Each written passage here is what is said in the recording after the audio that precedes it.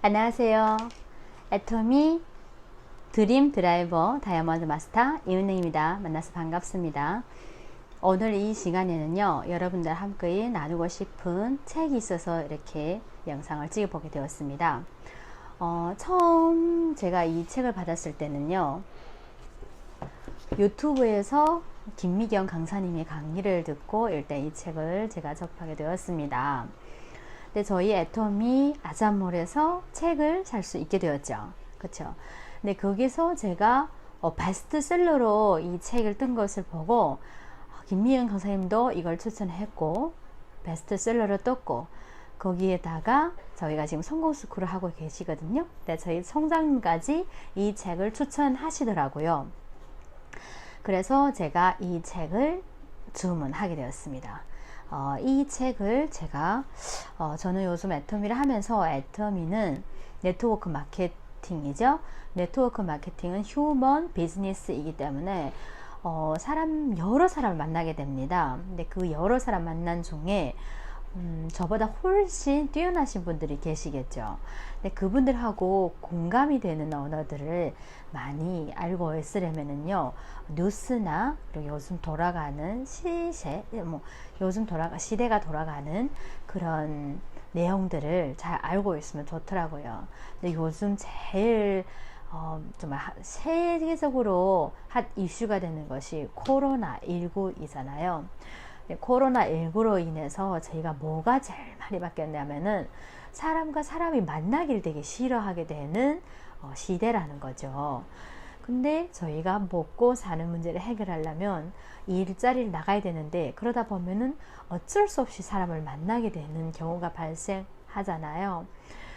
그럴 때 저희는 어떻게 그러니까 사회적 거리를 잘 두면서 저희가 앞으로 살아가야 될지, 이 부분, 그리고 비대면의 지금 시대에 어떻게 하면은 우리가 하고자 하는 일을 잘 진행할 수 있을지 이 책을 보고 알아보도록 하겠습니다. 일단 첫 페이지에는 더 많은 연결을 위한 새로운 시대 진화 코드, 이렇게 되어 있습니다. 즉 언컨택트란 말 그대로는 연결이 안 됐다는 뜻이거든요. 근데 이 연결을 안 하겠다는 뜻이 아니라, 더 연결이 안 된 지금 시점에 어떻게 하면 연결을 더 잘 해갈 수 있을까를 이 책에서 다룬 내용이라고 보면 되겠습니다. 책을 저자는 트렌드 분석가입니다. 김영섭이라고요. 날카로운 상상의 연구소 소장, 트렌드 분석가이자 경영 전략 컨설턴트, 비즈니스 창의력 연구자, 이렇게 되어 있습니다. 자, 이 책을 보면은 제일 처음에 이런 게 보입니다. 언컨택트가 미칠 전방위적 영향. 우린 지금 언컨택트 소사이어티에 살고 있다. 언컨택트 사회에 살고 있다라는 거죠. 여기 보면은 글로벌이 지나 초연결 사회, 드라이빙 스루, 재택근무, 증강현실, 홈스쿨링, 안면인식 기술, 빅브라더, 빅데이터, 클라우드 컴퓨팅 서비스, 이런 것들이 있습니다. 자, 프롤로그에서는 이렇게 쓰여 있습니다. 우린 지금 언컨택트의 시대에 살고 있다. 언컨택트는 비접촉, 비대면, 즉 사람과 직접적으로 연결되거나 접촉하지 않는다는 뜻이다 라고 되어 있습니다. 단어가 주는 첫 인상 때문에 오해하면 안 된다. 언컨택트는 서로 단절되어 고립되기 위해서가 아니라 계속 연결되기 위해서 선택된 트렌드라는 점을 이해할 필요가 있다라고 되어 있습니다. 지금 코로나로 인해서 저희가 지금 만나지 않는 비대면으로 일하는 걸로 많이 바뀌게 되었죠. 매일 출퇴근하던 거로부터 지금은 재택근무, 원격 근무로 되어 있고요. 이런 일상이 바뀌면 욕망도 바뀐다. 욕망이 바뀌면 일상도 변한다. 자, 이 책은 코로나19 때문에 쓰게 되었다라고 되어 있는데요. 한국 사회 2020년 1분기를 잠식한 코로나19로 인해 우린 타인과의 접촉, 대면, 관계와 연결에 대한 변화를 겪었다. 불안과 위험이 초래한 언컨택트가 산업, 경제, 정치, 사회 전반에서 변화를 만들어내는 것을 보며 언컨택트 트렌드를 전방위적으로 분석해볼 필요를 느꼈다라고 되어 있습니다. 소셜 네트워크 확산과 초연결 사회에서의 연결의 확장이 언컨택트 트렌드로 연결될 것이기에 이 부분도 오래전부터 주시하고 분석하던 중이었다. 필자가 코로나19로 인해서 강연이나 워크숍 컨설턴트가 다 취소되었다고 합니다. 혹은 연기가 되어서 갑자기 시간이 생겼는데 분석하는 분이시기 때문에 경제적 손실도 꽤 컸지만 당장 계획이 없던 시간이 생겼으니 그동안 관심 가져오던 이슈를 좀 더 집중적으로 연구하며 책까지 써보기로 했다. 그래서 이 책이 나왔다고 합니다. 여기서 계획이 없던 일이었지만 바뀐 현실에서의 전화위복을 찾기로 했다라고 되어 있습니다. 자, 근데 여기서 제가 얻은 거는요, 이 WHO가 있잖아요. WHO는 전염병의 확산 위험도에 따라 경보 단계를 1부터 6단계까지 나누는데 그중 가장 높은 6단계를 팬데믹이라고 합니다. 근데 지금 코로나가 팬데믹 사태까지 왔죠. WHO가 발족한 것은 1948년이라고 합니다. 근데 그 이후로 팬데믹은 딱 3번 있었다고 합니다. 첫 번째는 1968년 홍콩 독감, 2009년 신종 인플루엔자, 그리고 2020년 코로나19가 3번째라고 합니다. 근데 팬데믹까지는 안 갔지만 2003년에 사스, 2004년 서아프리카의 에볼라 바이러스, 2015년 메르스도 전 세계를 전염병 불안에 떨게 했다고 합니다. 근데 유독 2000년대 이후 세계적인 신종 전염병이 자주 보인다. 분명 의료 환경도 건강 상태도 더 좋아졌지만 또한 전 세계로 더 자주 이동하고 교류한다. 그러니까 국제청정교통위원회에 따르면 2018년 기준전 세계 비행 건수는 3,900만 회이고 탑승객은 40억 명이라고 합니다. 전 세계 인구수가 77억 명인 거에 비교하면 절반이 넘는 숫자로 합니다. 물론 전 세계의 절반의 사람이 비행기를 탄 건 아니다. 업무상 자주 출장 가거나 자주 여행 가는 사람들, 환승객 등의 이런 숫자를 착시 현상으로 만들어냈다라고 되어 있습니다. 2019년 세계관광기구에 따르면 전 세계 관광객 수가 14억 6,100만 명 정도라고 합니다. 전 세계 인구 중 5명 중 1명이 여행을 간다는 거죠. 좀 더 글로벌화라는 말이 실감나는 증가세라고 볼 수 있습니다. 이는 지구 전체가 점점 더 하나의 경제권이 되어가는 셈이라고 되어 있습니다. 사람들이 만나면 뭐부터 하나요? 보통 인사를 하면서 악수를 하게 되죠. 인사법에서 가장 보편적으로 쓰는 것이 이 악수인데요. 어떻게 악수가 시초에 나오게 됐는지를 보면은요. 율리우스 카이사르가 오른손으로 악수하는 인사법을 장군들에게 가르쳤다. 당신은 칼로 싸우던 시내이고 칼은 오른손으로 쥐는 것이 보편적이다 보니 오른손을 내밀어 자기 손에 무기가 없음을 보여주고 상대와 싸울 이사가 없음을 나타내는 것이 악수의 시작이고 유래라고 합니다. 그러니까 악수 인사법은 중세 이후에 뿌리 내렸고 우리나라에서도 고려나 조선시대에서 서구와 마찬가지로 손에 무기가 없음을 증명하는 방법으로 시작하였다고 합니다. 동서거금을 막론하고 악수는 싸울 뜻이 없다라는 걸 보여주는 가장 직접적 증거라고 합니다.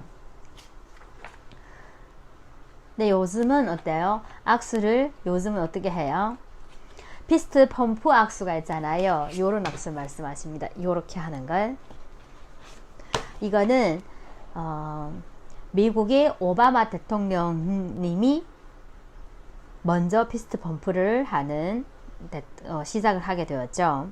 근데 요즘은 코로나시 인사법이라고 해서 악수법이라 해서 팔꿈치를 이렇게 갖다 대는 인사법도 있다고 합니다.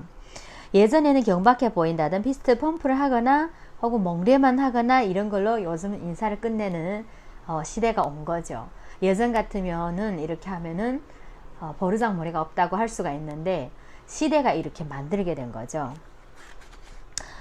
통제예방센터의 통계에 따르면 병원에 입원한 환자 100명 중 4명 정도가 이로 종사자의 손을 통해 옮겨진 세균에 감염되는데 이로 인한 사망자만 연간 7만 5천 명이다 이렇게 말씀하시네요. 이건 미국만의 숫자가 아니라 전 세계로 확장시키면 말도 안 되는 엄청난 숫자의 사람들이 악수 때문에 죽는 것이다 이렇게 되어 있어요. 그러니까 이 악수가 세균을 전파하는데 가장 큰 요인이 되게 되네요. 그래서 요즘은 이 피스터 펌프나 그리고 이 발꿈치 악수 같은 걸 하는 것을 요즘은 다 당연하게 여기는 문화가 되고 있죠. 그러면 이 악수만 이렇게 바뀌고 있을까요? 자, 대한민국에서 어때요? 직장 생활 하면은 구내식당이 제일 먼저 떠오르죠. 식사하는 예절에서도 바뀌었다고 합니다. 매일 동료들과 함께 밥을 먹으면서 일 내기도 하고 자연스럽게 친분도 쌓는 이것이 예의였거든요. 전에는 관계와 단합, 애사심, 집단적 속성을 끌어내는 큰 몫을 차지하는 거였는데 요즘에는 1인 가구, 혼밥 혼술이 대세화되고 보편적인 문화로 자리 잡게 되었죠. 한국에 처음 생긴 칸막이 식당은 2008년 신촌에 생긴 라면 식당 이찌맨이라고 합니다. 한국인에게 혼밥은 처음에 부정적인 단어였어요. 어울리지 못하고 혼자 먹는 것에 대해 서해, 단절, 외톨이, 부적응 등을 먼저 떠올렸었는데 요즘은 오래전부터 비위생, 감염 문제가 내내 제기돼도 잘 고쳐지지 않던 술잔 돌리는 문화도 역사 속으로 이제 사라지게 되는 직전이라고 합니다. 그리고 전 세계로 확산된 사회적 거리두기 캠페인 보면은 지하철에도 이렇게 한 칸씩 뛰어 앉게 되는 경우가 발생하고요. 자, 여기서 회장님이 늘 말씀하시던 초연결 시대의 역설이 나오게 됩니다. 초연결 사회는 인터넷과 모바일 기기, 센서 기술 등이 진화로 사람과 사물 등 모든 것이 네트워크로 연결된 사회를 말한다. 사물 인터넷, 인공지능, 빅데이터, 증강현실, 자율주행 자동차, 스마트 시티 등 미래 유망하다는 비즈니스도 모두 초연결 사회의 산물이다. 저는 처음에는 이 단어를 회장님이 만드신 줄 알았어요. 초연결 사회, 하이퍼 커넥티드 소사이어티라고 했었죠. 근데 이게 예전부터 쓰던 단어였네요. 한국에선 지금 전 세계 인구의 절반은 스마트폰을 쓰고 있고 한국에선 스마트폰 가입자 수가 5천만 명을 넘었다고 합니다. 즉 95% 이상이 쓴다고 해도 과언이 아니라는 거죠. 요즘엔 택시를 부를 때도 손 들고 있는 것이 아니라 택시 앱을 통해 부르고 목적지도 설정해 둘 때 내비로 설정해 두고 가죠. 식당에서도 무인 주문 시스템으로 주문하고 은행에 가지 않고서도 모바일로 비대면 금융 거래를 하고 사람 대신 쇼핑 더미 로봇을 둔 매장도 있고 호텔 프린트의 로봇이 손님을 응대하는 곳도 생기게 됩니다. 이로써 식당에서는 서비스원, 은행에서는 은행원, 쇼핑 더미를 두는 매장을 둔 매장 복무원, 호텔 프런트에 로봇을 손님을 응대하니 호텔리어의 직업이 앞으로 위태로워지게 되죠. 사라지게 된다고 보면 됩니다. 요즘 어때요? 요즘 아이들을 다 집에서 공부를 시키고 있었죠. 전염병에 가장 취약한 것이 집단 생활이라고 합니다. 대표적인 집단 생활 중 하나가 바로 교실 수업이겠죠. 그래서 요즘 들어 홈스쿨링, 즉 학교에 가지 않고 집에서 초, 중, 고 교과 과정을 학습하는 것을 말하는데 분명 홈스쿨링은 단점과 장점이 동시에 있어요. 그러나 학교 교육을 증강현실을 통해 집에서 앉아서 편하게 받는다면 어떨까? 이것이 바로 에듀테크가 앞으로 구현할 미래라고 볼 수 있습니다. 무크는 Massive Open Online Course를 약자로 묶은 건데요. 수강 인원에 제한 없이 모든 사람에게 열려있고 온라인으로 수업하고 미리 정리된 학습 목표에 의해 구성된 정식 강좌를 일컫는다고 합니다. 뉴스에 제가 한번 봤는데 뉴스에서 대학교 입학한 대학생들이 지금 학교를 못 가니까 학자금을 돌려달라고 지금 시위를 하고 있더라고요. 왜 그런가 보니 이 무크가 중요한 자리를 차지하고 있더라고요.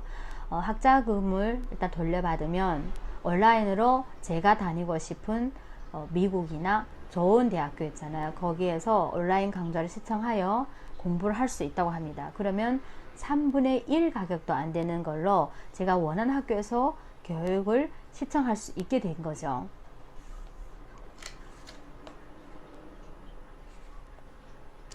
그렇기 때문에 앞으로도 이런 교육 시스템에도 앞으로 언컨택트 시스템을 도입하게 되는 중요한 요소가 될 것 같네요.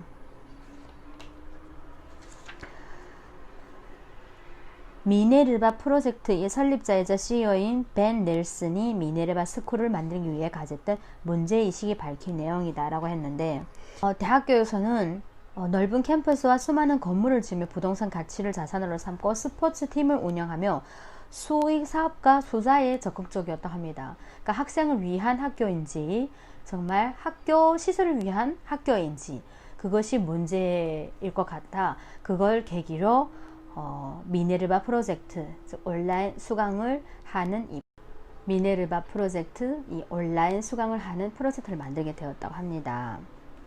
쇼핑에서의 언컨택트, 고객과 마주치지 마라 했는데, 모두의 손에 스마트폰이 있고 모바일 쇼핑은 급속도로 성장하고 국내에선 백화점과 대형마트가 부진을 면치 못하고 해외에선 유명 백화점과 대형 유통기업이 파산되는 일도 다반사다 라고 되어 있는데요. 한국의 온라인 쇼핑 비율이 30% 선이라고 합니다. 온라인 쇼핑 거래액은 2019년에 역대 최고치인 130조 원을 달성했지만 그럼에도 아직 30%에 불과하다. 여전히 우리에게 오프라인은 중요한 기반이다. 그러나 코로나19로 인해서 오프라인의 유통이 온라인으로 더 빨리 전환될 것이고 유통업계는 재편될 것이며 오프라인이건 온라인이건 모두 언컨택트를 중요하게 다루게 될 것이라고 했네요.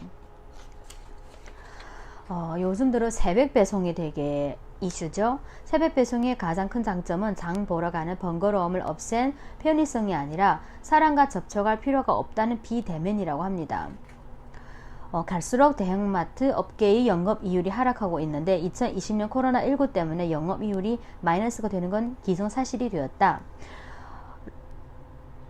롯데쇼핑도 2018년 대비 2019년 영업이익이 28.3% 하락하였고 현대백화점도 18.1% 하락하였으며 롯데쇼핑은 2020년 2월 13일 2020년 운영 전략을 발표했는데 향후 수익성이 떨어지는 매장 200곳 이상을 정리하겠다고 했습니다. 이는 전체의 30% 넘는 오프라인 매장을 정리한다는 겁니다. 그리고 유통회사를 버리고 서비스회사로 거듭난다는 방향을 제시했다고 합니다. 사실 롯데마트와 이마트의 대형에서의 차이는 불과 몇 달 차이밖에 안 된다고 합니다. 이마트는 오프라인과 온라인을 동시에 잡았죠. 그러다 보니 지금은 이마트가 온라인으로 오프라인에 지금 하락세를 잡을 수 있게 되었거든요. 네. 다음은 코로나19에 대처한 중국의 QR코드와 안면 인식 기술, 빅브라더와 언컨택트를 다뤄보겠는데요. 코로나19에서 중국은 흥미로운 것을 보여줬죠. 병리의 진원짐에 전 세계로 전염시킨 중국은 1월에 급증하는 추세가 2월 중순을 정점으로 최고를 찍은 후 신규 확진자 수가 감소세를 이어갔고 3월부터 안정세를 보이며 1일 확진자 수가 수십 명 수준으로 떨어졌어요. 이렇게 빨리 잡을 수 있었던 데는요. 보아하니 중국 공산당이 독재국가라서 강력한 통제가 가능하다는 점도 이유겠지만 그보다 중국이 QR코드와 안면 인식 기술을 주목해 볼 수가 있다라고 했어요. 실제로 중국은 3월 들어 이전 중단되었던 대중교통 서비스가 재개된 지역이 늘었고 개학하는 학교도 늘었고 공장도 정상화되었어요. 이건 코로나19가 완전히 종식된 건 아니지만 모니터링하면서 충분히 통제 가능하다고 본 것이죠. 중국의 랴오닝성 선양시는 인구 830만 명이 산업도시인데요. 여기서 코로나19를 대응을 위해 2월부터 대중교통 실명제를 시행했다고 합니다. 버스, 택시, 지하철, 관광용 차량 등 대중교통을 탈 때 스마트폰이 QR코드를 스캔해야만 탑승이 가능하다. QR코드 스캔을 하면 승객의 이름과 연락처를 포함한 정보가 수집되어 동선도 파악되고 확진자와 이심 환자의 이동 경로와 현황 분석도 정확도가 높다고 합니다. 앱으로 QR코드를 받으려면 거주지와 현재 건강 상태, 최근 방문한 장소, 확진자와의 접촉 여부 등에 대해 입력해야 한다라고 합니다. 만약 QR코드가 없는 분이라면은 일일이 또 차에 오를 때 서명으로 작성해 둔다고 합니다. 그 밖에 알리페이 등 사용자의 상태에 따라 QR코드 색깔을 부여하는데 녹색 코드는 이용 제약 없는 상태로 공공시설이나 주요 건물소를 지날 수 있고요. 노란색 코드는 자가격리, 빨간색 코드는 이중간 격리 상태를 의미한다. 즉 QR코드의 색깔에 따라 이동 제한이 생기고 출입 제한이 생기는 것으로 통제를 하고 있었다고 합니다. 다른 나라에선 자가격리자나 유증상자가 돌아다니다 확진자를 증가시킨 사례가 꽤 있지만 중국에선 QR코드를 통해 이를 통제할 수 있었던 셈이죠. 전량시의 방식을 채택해 3월부터 중국 전체에 QR코드를 스캔 의무화를 실시했다고 합니다. 그 밖에 중국이 안면 인식 기술도 활용했는데요. 일부 경찰에게 스마트 헬멧 N910이 지급되었는데요. 이 헬멧은 5m 이내에 있는 사람들이 체온을 실시간 자동으로 감지하는데 37도 5 이상의 고열이 나는 경우 경고음이 울린다고 합니다. 중국의 대표적 안면인식 기술업체인 센스타임은 마스크를 쓴 사람이 신원을 99% 정확도로 인식하는 기술을 선보였다고 합니다. 2018년 4월 중국에서는 5만 명이 모인 콘서트장에서 수배자를 안면인식 기술로 검거한 바가 있다고 합니다. 언컨택트 사회는 비대면이지만 오히려 더 촘촘한 감시와 통제가 가능할 수도 있게 된 거죠. 사람이 사람을 통제하는 시대는 끝났다.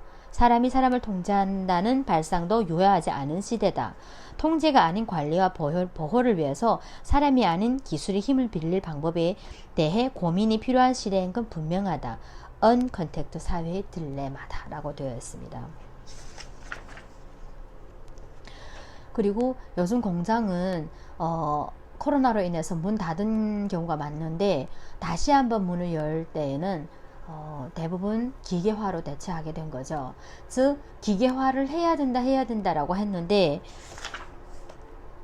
이번에 코로나로 인해서 가야 할 방향이고 계속 가고 있었던 중이었는데 코로나가 트리거가 된 거다라고 하였습니다. 이렇게 되면은 로봇과 자동화가 일자리를 빼앗아 가는 미래를 두려워하는 이들도 있는데 일자리를 둘러싼 이해관계에서의 갈등이자 변화에 대한 저항은 당연한데 여기에 산업적 진화 말고도 언컨택트가 가지는 새로운 명분도 추가된 셈이다. 기업에서는 빅데이터를 이용해서 사무직 업무에 활용한 경우도 되게 많죠. 현대카드는 실제적으로 2019년부터 고객센터에 RPA 기술을 적용해 인공지능 자동 응답 시스템을 도입했는데 AI 상담원은 고객 100명까지 동시에 응대할 수 있으며 하루 최대 고객 전화 3,000통을 처리할 수 있다고 합니다.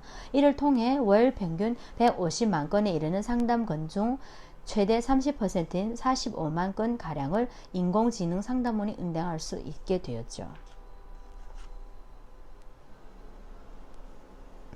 시장조사기관 트랜스퍼런시 마켓 리서치에 따르면 전 세계 RPA 시장이 매년 60% 이상 고성장하고 있고 2020년까지 전 세계 대기업이 85%가 RPA를 업무에 도입할 것으로 예상했다라고 했습니다. 그 다음은 왜 아마존은 자율주행 배송 로봇에 투자하는가라는 건데요. 이번에 코로나를 봐서도 알겠지만 비대면 시스템으로 가잖아요. 그리고 사람이 사람한테 병을 옮기는 이런 현상이 발생하다 보니까 기계화로 대체하는 경우가 많아지게 됐죠.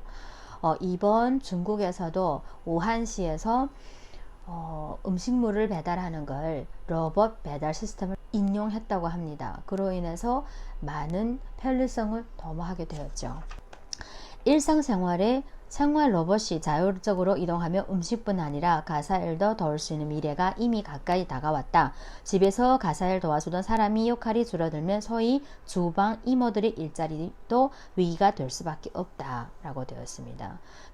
우리가 일상에서 마주치던 택배 배송기사, 음식 배달원, 서빙하는 접객원, 가사 도우미 등의 일자리 위기는 가혹하지만 기업들이 방향은 이미 그렇게 가고 있다.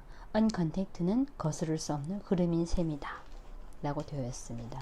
언컨택트가 우리한테 던진 고민을 보도록 하겠습니다. 재택근무나 원격근무도 서비스직이나 생산직 노동자는 불가능한 일이다. 애초에 재택근무와 원격근무의 기회도 대기업 사무직으로 대표되는 능력 있는 노동자 중심으로 주어지는 일뿐이다. 부자와 서민까지 갈 필요 없이 노동자 내에서도 확연한 격차가 존재한다. 부자는 경기도에 있는 중에도 돈을 벌어줄 수도 있고 이미 있는 돈으로도 충분하다. 부자는 자기 건강 하나만 신경 쓰고 격리를 받아들이면 되지만 서민에겐 가혹한 현실의 문제가 생긴다. 전염병 앞에서 부의양극화는 더 크게 느껴진다. 언컨택트 사회는 예고된 미래였지만 코로나의 갑작스러운 등장으로 전환 속도가 엄청나게 빨라졌다. 이미 시작된 언컨택트 사회, 우린 그 속에서 계속 질문하고 답을 찾아가야 된다. 이제 시작이니까. 빌 게이츠가 얘기한 것이 있거든요. 우리가 기존부터 핵을 예방하고 방지하는 데 돈을 많이 썼지만 전염병을 예방하는 데 돈을 많이 쓰지 않고 연구를 많이 하지를 않았다고 합니다. 그러나 이번 코로나19 사태를 보다시피 앞으로 1000만 명 이상이 죽어나가는 거는 핵이 아니라 전염병이 될 수가 있다고 합니다. 여기까지 마치도록 하겠습니다. 감사합니다.